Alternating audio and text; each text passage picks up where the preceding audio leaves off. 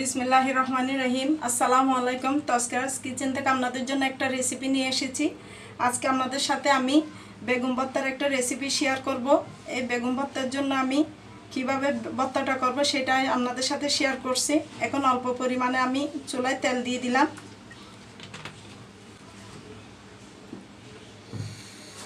এখন আমি একটা বড় সাইজের বেগুন নিয়েছি।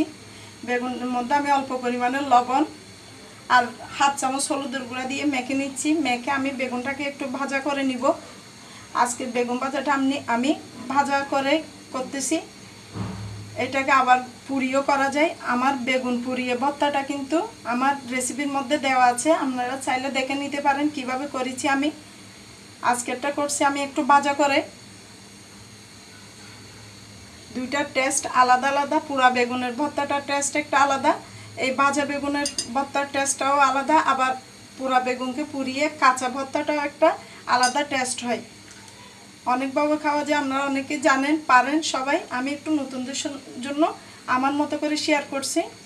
এটা আমি লবণ হলুদ বেগুনের সাথে মেখে নিয়েছি। তারপর বেগুনগুলো একটু ভেজে নিব।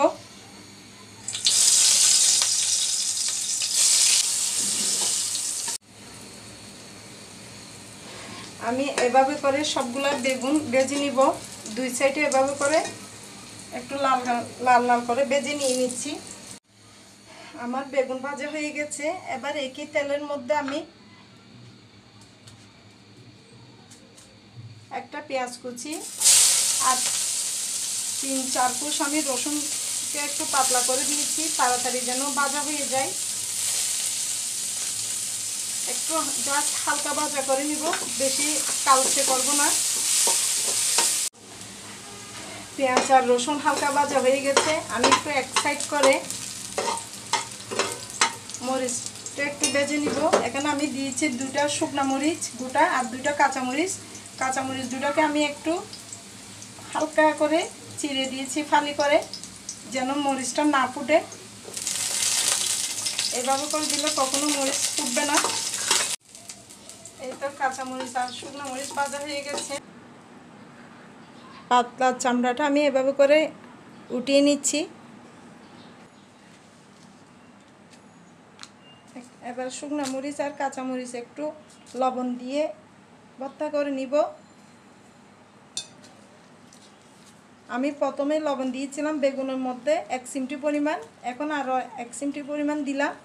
লবণ বেশি দিলে কিন্তু লবণ হয়ে যায়, ভর্তাতে খাওয়া যায় না।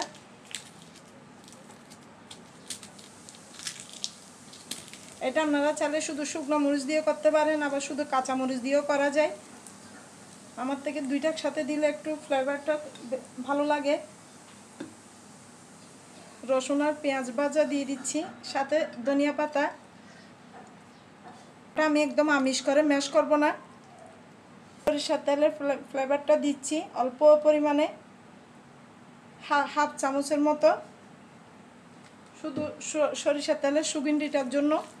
ভর্তা চাটনিতে সরিষার তেলের ফ্লেভারটা কিন্তু খুব ভালো হয়। হয়ে গেল আমার ভাজা বেগুনের ভর্তা। দেখতে এরকমই হয়েছে, মাশাআল্লাহ আলহামদুলিল্লাহ খুব সুন্দর হয়েছে। আপনারা একবার আমার মতো করে ট্রাই করে দেখবেন, খুব মজার একটা ভর্তা রেসিপি। আমার এই ভাজা বেগুনের ভর্তার রেসিপিটা আপনাদের ভালো লেগে থাকলে আমার রেসিপিটাকে একটা লাইক দিবেন, কমেন্ট ও শেয়ার করে দেবেন, যেন সবার কাছে পৌঁছে যায়। ভুল ত্রুটি হয়ে থাকলে ক্ষমা সুন্দর দৃষ্টিতে দেখবেন। আপনাদের সবার সহযোগিতা কামনা করছি। আজ এই পর্যন্তই। আল্লাহ হাফেজ। আসসালামু আলাইকুম।